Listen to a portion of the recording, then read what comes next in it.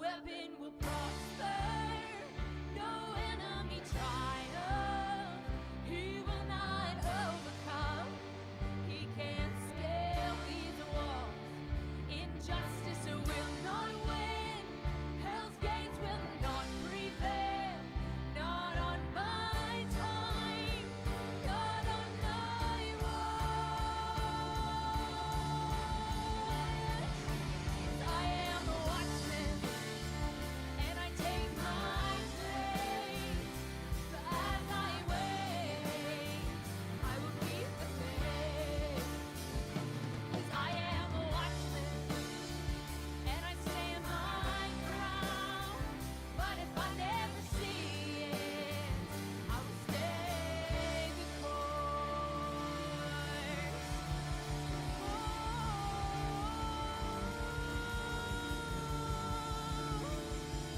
I will run the race, I will fight the fight, and I will keep the faith.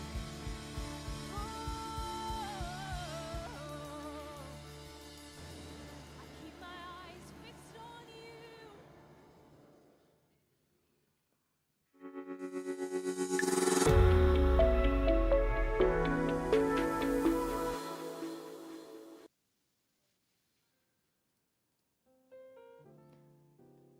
Hello there. Welcome to Noon Prayer Watch. It's Friday. The weekend is here. Shabbat Shalom. Hope y'all had a good week and an even greater weekend coming up from this point on. This is Jacob coming to you from Osaka, Japan. Thank you for tuning in or catching up on the replay. We always appreciate anytime you engage with our content. Thank you for supporting our ministry in all the ways that you do, our viewers. What are we doing here? This is Noon Prayer Watch. We are on the wall, so to speak, praying, watching, discussing what is happening in our communities, cities, nations, and planet. Today's topic is the Messianic Jewish community, and I would like to encourage all of us to pray for them right now. They always need our prayer, but rough things are happening right now, so I wanted to talk about that a little bit today. I had some other stuff I wanted to address more specifically, but a sad, tragic incident happened with a couple of layers involved here. So maybe you've seen this in the news. Everybody is talking about it if you're related to Israel at all, because it's more political than religious. If you're on the screen, I am showing some news articles. Israeli embassy staffers were killed in Washington, D.C. at an event. I believe it was put on by the Manhattan Institute. That's a think tank here. I'm just going to read the press release from the Manhattan Institute's official X account, formerly known as Twitter. This happened yesterday, or today if you're in America, that part of the world. Last night, 2 Israeli embassy staffers were gunned down outside of the American Jewish Committee event in Washington, D.C. The suspect shouted "Free Palestine," and he was arrested. This was not an isolated outburst. It was the latest and growing pattern of politically motivated violence tied to the radical, lawless anti-Israel movement. The accused killer was affiliated with U.S.-based Marxist, a group that glorifies Hamas and embraces a vision of armed resistance. He didn't invent these ideas. They have been cultivated for years in classrooms, on elite campuses, and in public demonstrations that increasingly blur the line between protest and menace.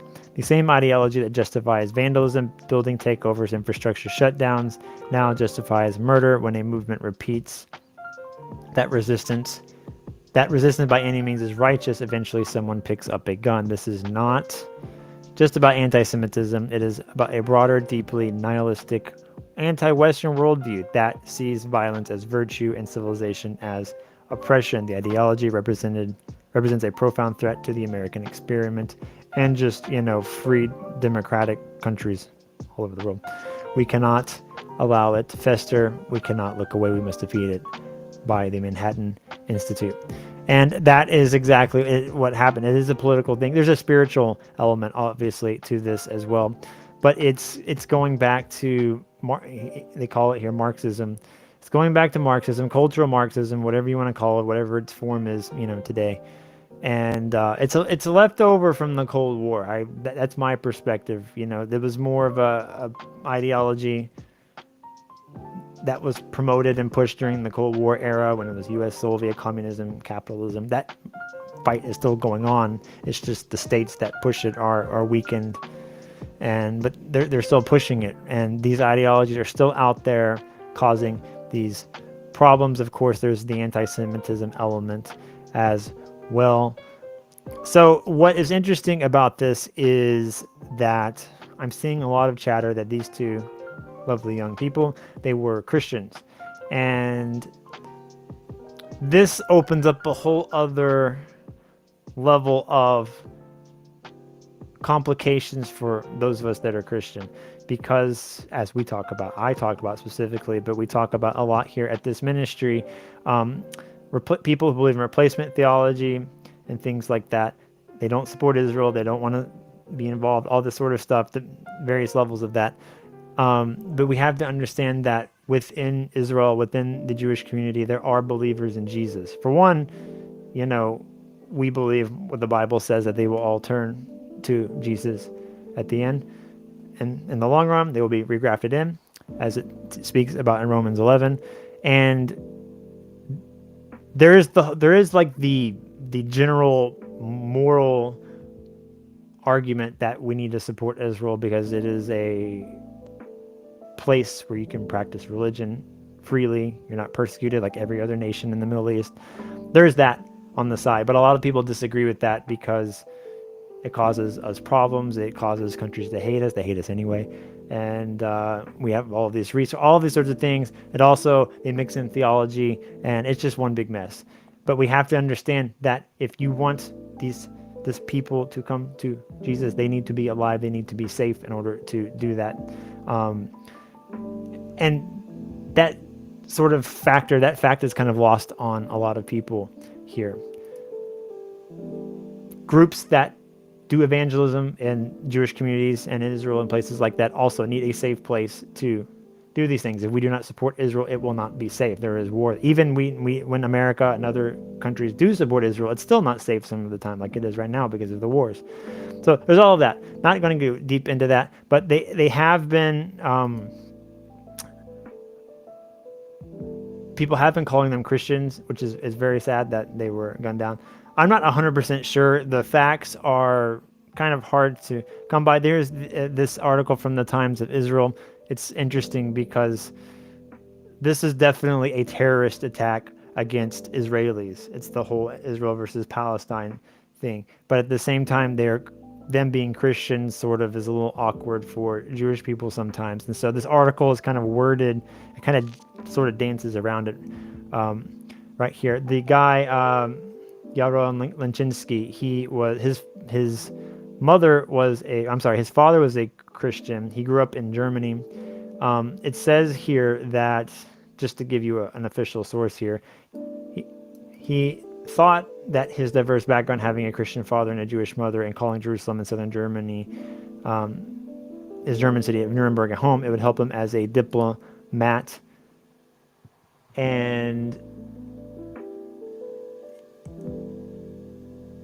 here it is down here. Dreams of diplomacy. He wanted to become a diplomat so he could use his knowledge and his background to contribute. He is remembered as being a well-rounded individual, invested in academics, and a defender in soccer. A friend, David Bosky, recalled Linchinsky as someone who is unafraid to broach hard questions in order to interrogate his own convictions. He met Linchinsky in 2017 in Jerusalem at a Messianic Jewish congregation, where they would often end up talking together about life and faith, Bosky said. The Messianic movement, popularly known as Jews for Jesus, which I think is an actual organization, not the entire movement. But anyway, it incorporates Jewish symbols and practices, but Israel considers Messianic Jews to be practicing another faith. And that's kind of all this sort of secular Jewish publication has to say about his faith. Other people are saying that they were Christians or whatever.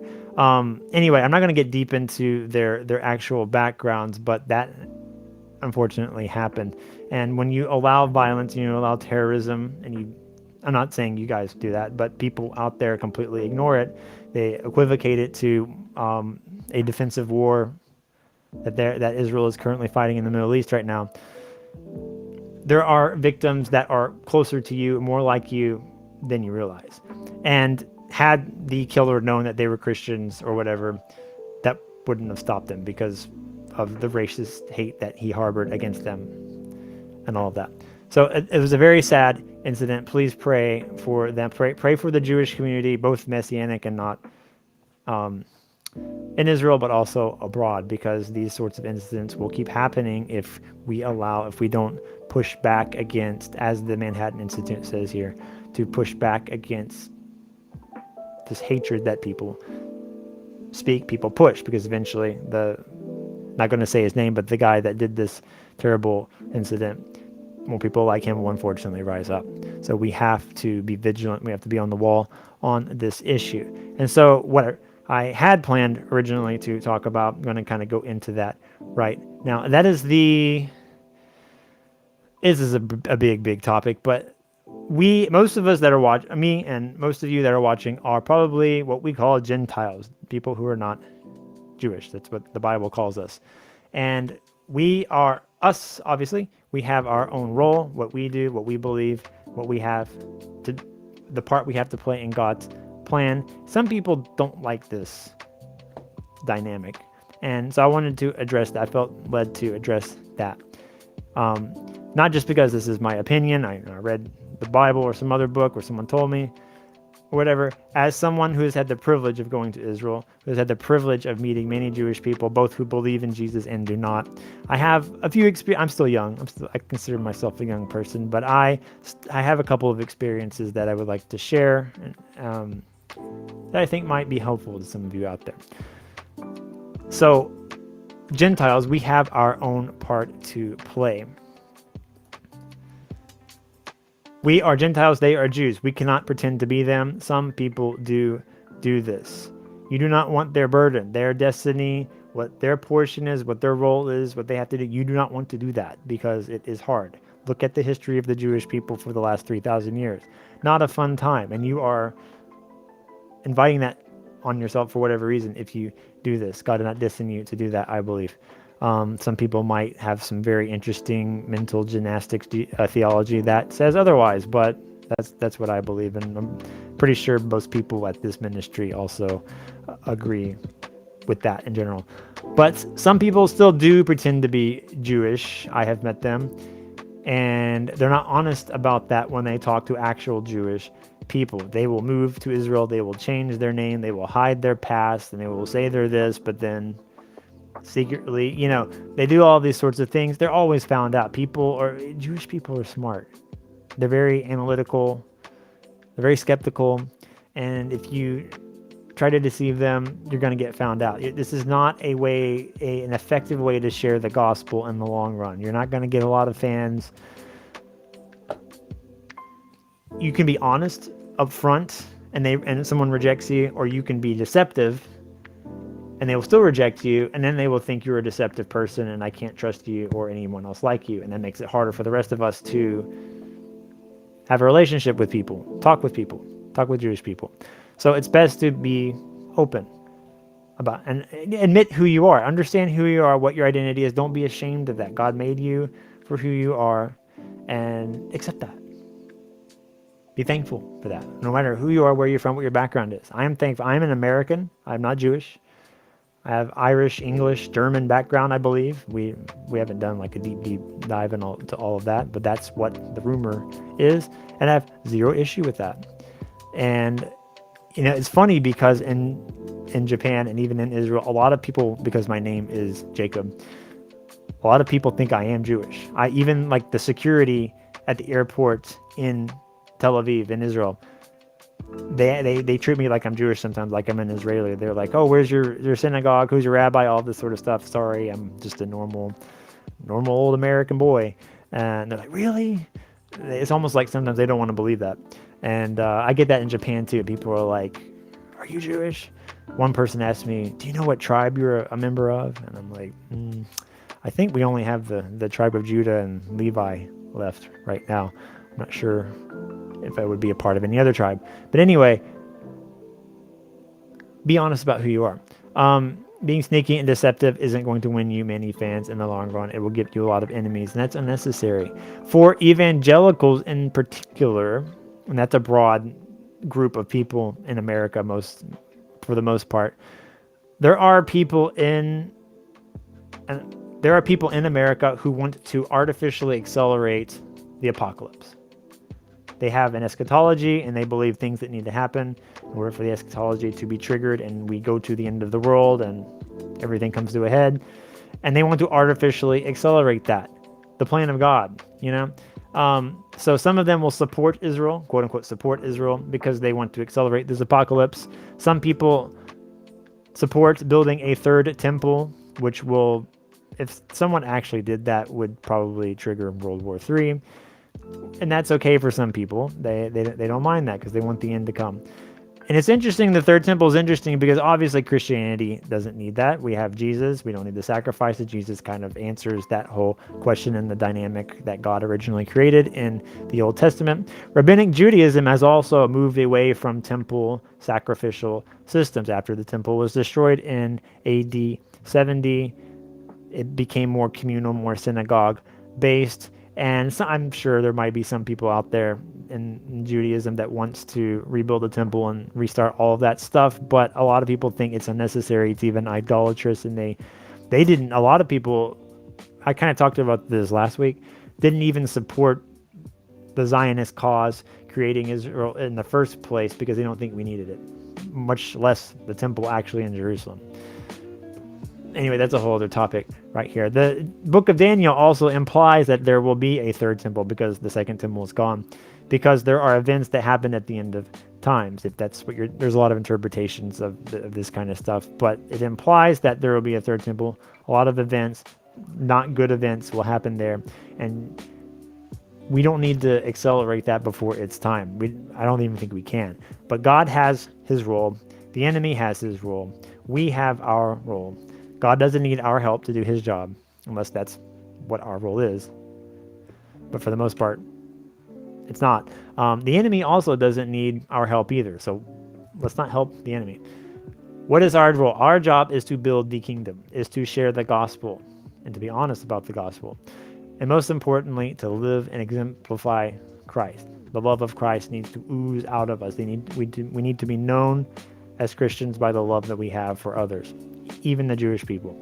So, quote unquote, supporting Israel for any other ulterior motive is not cool. Jewish people notice this. I have talked with them, that people who do not believe in Jesus, they don't like Christians because Christians have so many ulterior motives, lots of ulterior motives.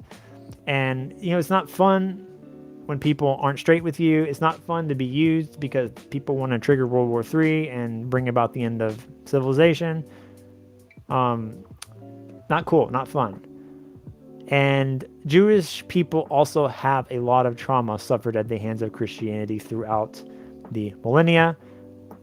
They're very familiar with their own history. Many Christians are completely unaware of this, and they do not factor that in when they interact, when they say things to Jewish people, whether their motives are pure or otherwise. So we Christians need to be a little bit more knowledgeable about some of these issues, about the history between our two groups, because that will help us foster more strong relationships. That context, there needs to be healing there, obviously, but we have to know the context in order to reach that point of healing in the first place. So we do not need to use people to advance our theological agendas. That's not cool. We don't need to have agendas in the first place. But it's not cool, and it's also not even going to work. What our responsibility is to show love, to speak the truth, and we wait for the day when they are regrafted into the tree, as Romans 11 talks about. And that could be this year, that could be 10 years from now, it could be 100 years from now. We don't know. And Jesus even said that in the Gospels. So until then, it's very simple. Build the gospel, show the love to other people. Build the kingdom, share the gospel, and show love to other people, whether they're Jewish or not. Doesn't matter. But it's very important to be honest about who you are.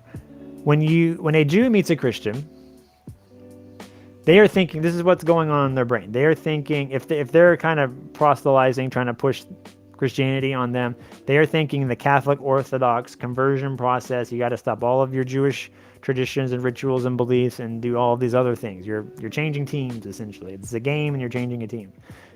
And because both Orthodox Christianity, Catholicism, and Judaism have this complicated, long, drawn-out conversion process, and we have to remember, those of us from a Protestant-oriented society, our way of doing things is a minority. Most of the world has a more complicated, rich, traditional system in place.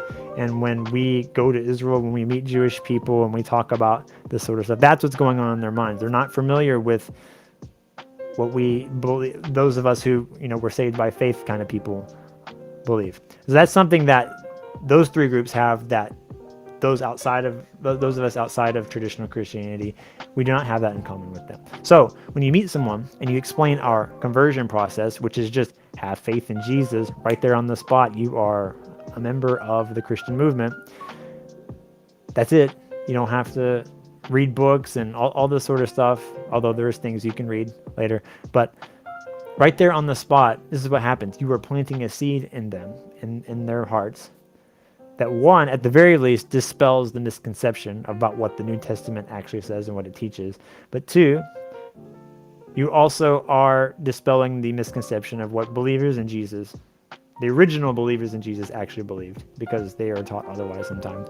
And at best, that will cause them to recognize they are ignorant about Christianity, and they'll seek out the truth. And who knows what's going to happen from that point. All you can do is plant the seed and pray for them and love them, right? You share that you believe in Jesus, but you also believe that God has not rejected Israel. Romans 11 literally says that, very first verse. They are his people. They have a role. They have a place in his plan. We have disagreements, particularly about who the Messiah is, but we can stand with each other because we are allies. And God will show us who is wrong in the end. We don't have to worry about that. At Christian Center Shreveport, we have a saying, it comes from one of our classes that we teach: you can be right or you can be loved. Sometimes being very aggressive about being right, even if you are actually right, is not conducive to showing love. And so sometimes you have to let things go and be loved to the other person. This is mostly talking about interpersonal relationships, but it could be when we have conversations with other people about what we believe. This also is a factor here. So in my experience, my very limited years of experience, this approach of being honest about who you are and what you actually believe makes you a unicorn, so to speak, to Jewish people. They have never met anyone like you, even if they might have even never met a Christian before, but they have this conception of Christians. And when you tell them, most Christians are, we've replaced you, you're irrelevant now, but we don't believe that. We believe in Jesus, but at the same time, even though we disagree about the Messiah with you, we recognize that God still has a plan for you. His promises are still active, and we support you. And that will blow their minds. I've met people who are like gawking at me. I've never met anyone like you before. Because when you do this, when you're brutally honest about what you believe and who you are, you're breaking all of the rules there, and that kind of throws people off. And hopefully that will cause them to ask more questions and seek out what the actual truth is. When you do this, when you act like this, you begin the process of peeling back layers of misunderstanding, dispelling stereotypes. It can lead to open doors. It could be friendship, or it could be an opportunity to genuinely share with them about Jesus, or both. So you have nothing to lose by being honest. The truth shall set you free. And not a lot of people do that. We have a lot of problems with that, unfortunately, in the evangelizing movement that we have here today. So my final point here, and we'll wrap things up. We talked about the Gentiles. Now I want to talk about the Messianic community in particular. They really need your prayers. Because of evangelistic groups, the traditional denominational ministries that do evangelism in places like Israel, when they do these things, it's like, I don't want to discourage them, I don't want to criticize them, but at the same time, they also bring along their own man-made religion and theology and mix that in with what they're doing there. Because it isn't just trying to get someone to believe in Jesus. You also all these other things that aren't specifically in the Bible that we Christians ourselves argue about and fight about all of the time. This is my opinion, and I believe most people here will at this ministry will agree with me. The Judeo-Christian movement, that is the movement that God started with Abraham and Moses and all the people throughout the Old Testament, and then Jesus and the apostles. This whole movement was not meant ever, not even at the beginning, but especially during the time of Christ, time of Paul, was not meant to be a new religion. Like, Acts refers to it as the way when they're arguing with people. They don't say the Christian religion, they say the way of Jesus, who was Jewish. And so, this movement was Second Temple Judaism with prophecy about the Messiah fulfilled. And it was not meant to be a new religion. The Judeo-Christian movement isn't even a religion at all. It is I call it an anti-religion. It's not a religion, it's reality, is what I like to say. It was an effort to destroy religion. And when we act religiously, we are defeating the purpose of that. What do I mean by that? In Exodus, the Israelites were in Egypt, and if you watch we had a Passover service, and if you watch that, I believe this year, he does it every year, but Pastor Tim talks about how like the plagues that God afflicted the Egyptians with represented something religious in Egyptian society, with the final one being, the plague of the firstborn being slayed, which is significant because Pharaoh told his people that I am a God and you have to worship me. He was a God in their eyes, and then the God of the Israelites kills one of his family members who were supposed to be divine. And so he breaks that whole system down. He sets the captives free, literally. And then, so that happened. And then we have a repeat of that in the Gospels with Jesus and his crucifixion and resurrection and all of that. Everything aligns with Passover. And what is happening here is God is undermining the religion. He undermined the religion of the world in Egypt. And then in the Gospels, he underlined the religion of his own people. The Old Testament was a struggle for the Hebrews, for the Israelites, to follow the ways of the Lord. And in between the Old Testament and the New Testament, it got really, really bad, and they realized we have gone very far from who we are. We need to be more serious about it. That's where the Pharisee class arises. And they kind of went too far the other direction. They were too serious. They were too religious about the commandments of the Lord. And that led to a lot of the conflict and drama and problems that you see that Jesus had with the Jewish community in his day, that they would eventually plot to have him arrested and crucified. And that all goes to say that God wanted to break that system down. Jesus spoke against it. Other places in the New Testament spoke against, how it's impossible to uphold all of the law and everything like that. He's trying to break this legalistic system down. The New Testament criticizes legalism because that's really what religion is. So when Christians bring that back to Israel, doing it in the name of Jesus, that's a problem. All of the stuff that happened in Europe, that's happened in America recently, these new ideas that aren't originally in the Bible, you bring them in, it causes problems. Why? Because the Messianic community and the Jewish community in general, they're very familiar with the Bible. Where's my Bible here? They're very familiar with this. This is my orange Bible. And they know it a lot better than most of us Christians, even some parts of the New Testament. I will never forget, many years ago at Christian Center, we had a joint meeting with the temple in Shreveport. So the rabbi, a lot of members came. We had a joint meeting about a certain historical event. And I was shocked because the rabbi got up and she talked about how Jesus celebrated Hanukkah and mentioned a verse in the book of John. And I had never heard of this. No one told me this. And I didn't even know Hanukkah wasn't in the Old Testament at that time. But I felt kind of embarrassed. I'm a Christian. This is what I believe. This is every week we come here and we study and we talk about this, and no one ever mentioned that to me. And there's a lot of other things that non-believing Jewish people have brought up to me about the New Testament that I never crossed my mind, because they understand the context, they understand the history.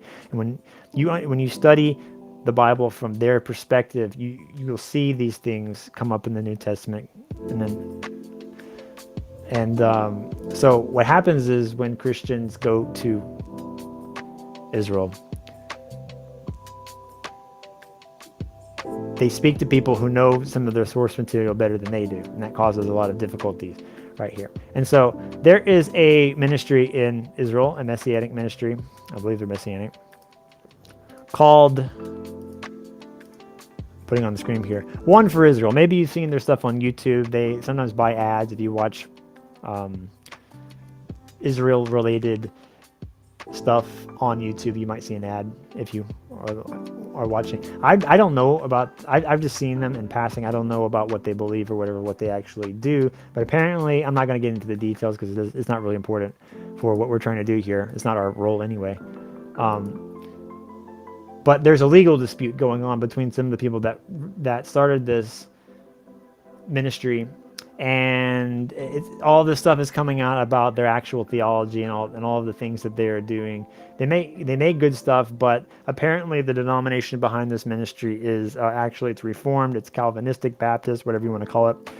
And I'm not here to like say what's right or wrong or anything like that, but it's causing a lot of issues, and we just need to pray for the Jewish community. One particular person that they're fighting against says all of these different things. I was going to talk about him a little bit more, but I thought that it was unwise, because I think he has some personal stuff he needs to get over, and he has a lot of healing that he needs to get through. So I didn't want to share his views because I'm not familiar enough with them. But he brought up a lot of these issues, and I think one of the reasons there is this struggle is because Christianity in general has still not fully embraced the early Christian apostolic foundations. And what are those foundations that they are not embracing right here? I have if you're watching it on the screen, I have some of them. For one, the fivefold ministry system that we have here mentioned in Ephesians 4, verse 11. Paul says to the Ephesians, He, being God, gave some as apostles, as prophets, as evangelists, pastors, and teachers for the equipping of the saints in the work of the ministry, for the building up of the body of Christ, until we all attain unity of the faith and the knowledge of the Son of God, to a mature man, to the measure of stature which belongs to the fullness of Christ. This verse 13 and verse 13, until we basically attain unity in the faith, we haven't reached that point. And so this system of apostles, etc., is still necessary. As someone who lives in a country where the body is very small and not very impactful, this system is needed to build the church. And most churches don't accept it, and they don't grow. And some of the ones that do are growing. That's what I've seen in the 12 years I've been here. But it also needs to be in other places like Israel, where most people aren't believers. Because the saints, the body needs to be built up. Another foundation that isn't accepted is the spiritual gifts, particularly prophecy, things like that. And a lot of people say it isn't valid again for today. In 1 Corinthians 13, we see that is not necessarily true. It says that we know in part and we prophesy in part, but when the perfect comes, that is, the end, the partial will be done away with. So when, Jesus comes back and we're living in the new earth, new heaven, we won't need to do prophecy or other spiritual gifts or anything like that, because we will be, as Ephesians 4 said, we will be the mature man, all that sort of stuff. I used to speak like a child and think like a child, reason like a child, but when I became a man, I did away with childish things. We're still in a process of growing up. The body is, the Christian body is, and we act like we are grown up, but we're not. And we're still fighting about petty things, and that's evidence of that. And finally, Paul says in 1 Corinthians 2, I'm going to skip down here. He talks about how your faith would not rest on the wisdom of mankind, but on the power of God. And that's really important, and that's really key, I believe, because that's what separates our faith from every other religion in the world. Like, the power of God surpasses the wisdom of man. And much modern theology that rejects the power of God. There's nothing to rest on but the wisdom of men. The power of God is what separates our faith from every other religion. When we reject the power of God, what is the difference? And so, if a denomination, evangelistic denomination from America comes and, okay, you've converted people to Christianity, but then you tell them there's no more power, that's a long time ago, there's no spiritual gifts, there's no all of these things that the Bible talks about, that causes problems because you're taking the oomph out of what we're supposed to be believing, what we're supposed to be walking in. And the reason you're rejecting it isn't because of a legitimate scriptural reason, it's because of stratified tradition. So you choose, and a lot of people are afraid. They're afraid of being deceived. They're afraid of a false prophetic, and that's the Bible gives us tools to discern and to judge and to have discernment to see what's real and what's not. And so people choose faith. They build their belief based on fear, and they don't choose faith there. So religion, in and of itself, is wisdom of man. It is a system that controls and it manipulates somebody in some way. And the Lord wants us to let go of our imperfect wisdom and trust in Him. This idea is present from Genesis to Revelation, and it requires humility to truly accept. So pray for the Messianic community. Pray for the people that are spreading the gospel and building the kingdom in Israel, because we really got to get back to this in order for it to work. It's not going to work. This is my belief, my personal belief. I also believe that it's the same in East Asia where I am. The exact system, the exact structure that this Bible talks about, if you don't do it, you're going to run into problems. You might get so far, but we're not going to really fly. We're not going to get off the ground until we really do what this says. And in order to do that, we got to lay down all of our modern traditions. In order to do that, we got to study and we got to know. So anyway, that's a whole long other conversation. I've kind of said my piece here.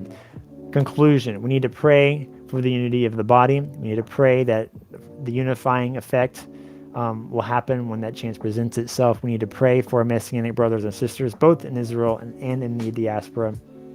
Pray that the plans of the enemy will fail, terrorists, whatever it is. Pray that the religions and traditions of men will be exposed and crumble. We need to pray for the truth of God to arise, for the truth of His word and understanding of His word to truly arise. Let the bondage of religion be broken off. Once again, pray for the hearts of all men and women to be turned to Jesus, particularly in Israel and in the Middle East in general. He is our Messiah. It's going to happen one day. Jesus declared it. Paul and other people in the New Testament reaffirmed it.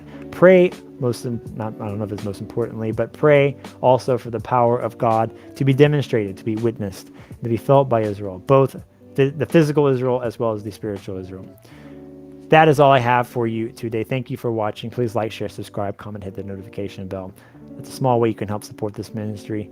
Be blessed. Have a great weekend. Always remember to bring order to chaos. Thank you for watching. I'll see you next time. Goodbye.